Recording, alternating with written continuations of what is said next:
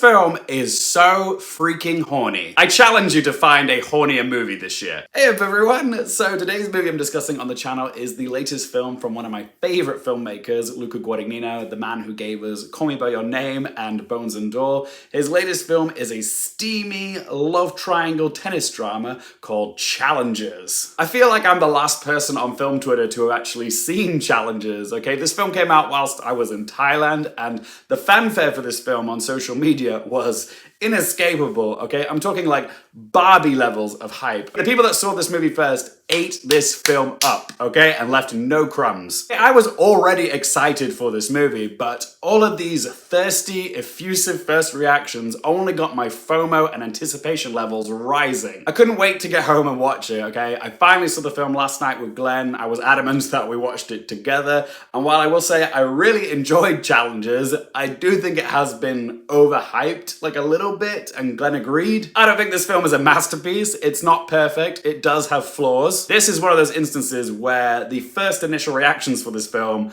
raised my expectation levels to an unreasonable degree, so when I finally sat down and watched it, it fell short of those ridiculously high expectations. Don't get me wrong, I still had a pretty good time watching this movie, and I'll definitely be watching it many more times throughout my life, but I just have to be honest, this isn't my favorite Luca Guadagnino movie. He has made better movies like Call Me By Your Name and Bones and All, but I will say Challengers is most definitely his most mainstream and commercial movie that he's ever made, which is probably why it's getting the reaction that it has, and I'm so glad that it's doing well at the box office and that there's this much discourse surrounding an original film rather than, you know, a franchise film or a film based off an IP. Okay, all of that is worth celebrating, okay? I'm very happy for this film's success. But I did walk away from this film feeling just a teeny bit underwhelmed by it, but that's just me being honest. Challengers is the debut screenplay of Justin Kuritsky's and tells the decade-spanning story of three tennis stars with a complicated romantic history. There's Patrick and Art, played by Josh O'Connor and Mike Faist, who have been besties since they were young lads. And then there's Toshi, played by Zendaya, the rising ingenue powerhouse tennis star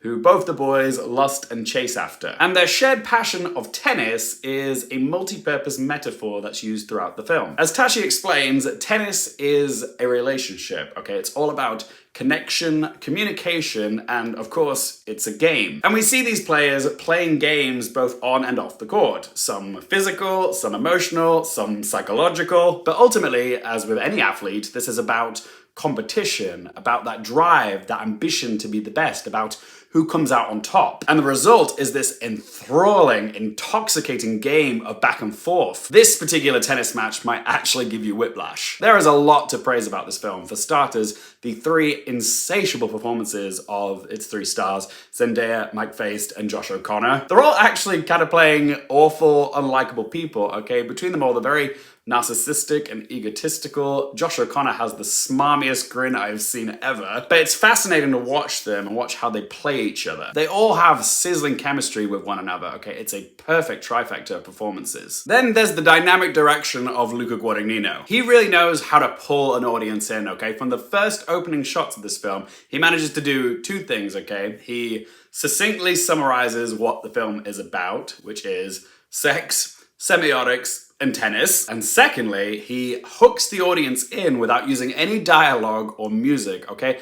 I was engaged. He has the ability to capture a feeling without verbal dialogue. It's all in the visual language of his shots. All we see at the start of the film, before the credits have even played, is three individual shots of the three players in super slow motion and super close up. We see the sweat dripping off Mike Faist's brow. We see Josh O'Connor panting for breath. And we see Zendaya scrunching her eyes in anticipation. Within these three shots, so much is said without anything being said at all. But you're intrigued and you want to find out more. Guadagnino's framework for this film is also far from conventional. He uses a non-linear structure to paint a bigger picture of this love triangle throughout the decades. It's all structured around this one tennis match between Art and Patrick, but we weave in and out of time. Sometimes it's 13 years, sometimes it's a few months ago, sometimes it was midnight the night before. And what each past segment does is it adds more context and more tension, which erupts in this explosive finale. The tennis match finale of this film is absolutely breathtaking. Regular Guadagnino cinematographer Sayambu McDeeprom is an absolute madman in this sequence. He shoots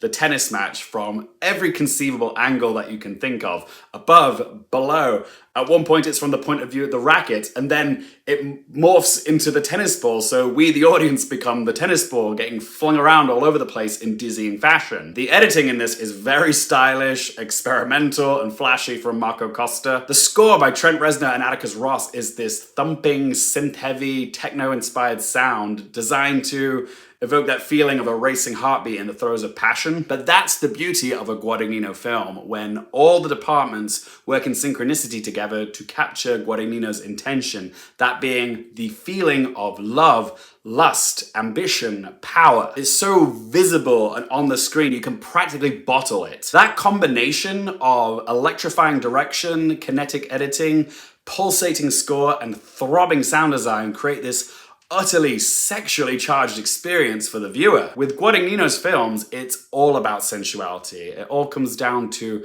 the composition and the little details captured in the sumptuous and homoerotic cinematography of Seombu McDeeprom. The flexed muscles, the characters eating phallic-shaped food like churros and bananas, the way a character holds a tennis racket or a tennis ball. Every single shot in this film is saying so much more than what it actually says on the surface, and it all comes back to sex. And there's not even that much sex in this film, but it's all about the rush, the desire, the anticipation, the build-up. All of that is actually way sexier than actually watching characters have sex. As far as my negatives go, there was a lot of product placement in this film, but this film kind of gets a free pass for it because, of course, there is always product placement in tennis tournaments. But yeah, there's a lot of promo in this film for Adidas, Uniqlo, Fila, Gatorade, Coca-Cola. Okay, we know how they paid for it, but yeah, the most unforgivable use of product placement in this movie is the Applebee's scene. My God, that was a choice. But yeah, product placement is a nitpick of a complaint. Like I said before, this film is about semiotics, subtext, reading between the lines, but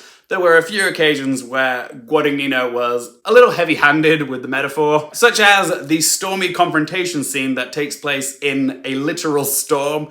Subtle. You can even see in the background there's a poster for Tashi & Art's Aston Martin ad campaign flapping in the breeze, and we get it! Drama! But yeah, sometimes it was just a little bit too on the nose. I did think the film was also a fraction too long, but it's not like I was hungry for this film to end, it just felt a little long is all, and they probably could have cut down on the film's runtime if the film didn't use so much excessive slow-mo. Okay, there was a lot of slow-mo in here, and there were a couple times where the editing was a little confusing, like I wasn't quite sure where we were in the timeline, but I'm sure that's one of those things where on a second watch of this film, it won't be as much of an issue. Also, when it comes to characterization, I would have liked a little bit more backstory on Zendaya's Tashi. Her backstory is given to us in like bullet point form from The Boys. I personally would have liked more insight into why she was wired the way she is, because arguably of the three, she is the most manipulative and the cruelest. But there wasn't much context as to why. Do I think Challengers has any Oscars chances?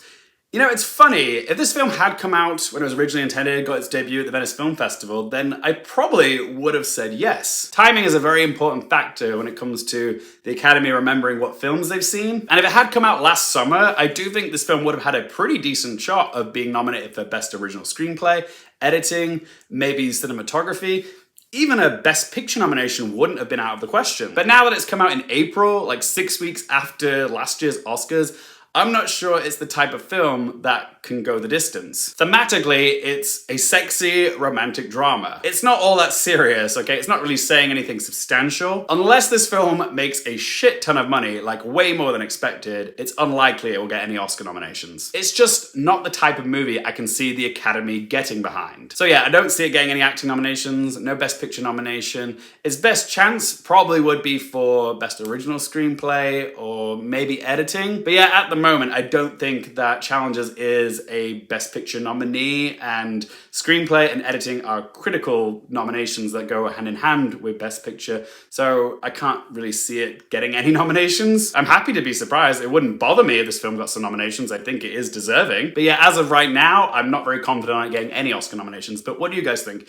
Is Challengers going to get some Oscar nominations? If so, in what categories? Let me know in the comment section down below. So let's ask them 3 questions. Firstly, would I watch this again? Absolutely. Challengers Challenges is definitely a film I'm going to be buying and adding to the collection. We'll be watching it many more times throughout my life. I actually think this is one of those movies that I will like even more on a second viewing because I'll be going into it without the unrealistic expectations. Okay, now I know what to expect from it. I can just sit back and enjoy it on a second watch. Question 2, do I recommend it for you guys? Again, absolutely. This film is pure cinematic sex. You've got 3 of the hottest stars giving sizzling performances. It's fun, it's erotic, it's delicious to look at. There were times whilst watching this film where I was literally salivating. The music in this slaps. But yeah, Challenges is light, it's breezy, it's accessible. It'll leave you hot under the collar, so yes, I recommend it. And third question, what score to give out of 10? Again, I don't think this is Luca Guadagnino's best film. It's certainly his most mainstream movie he's made, but even when he's making something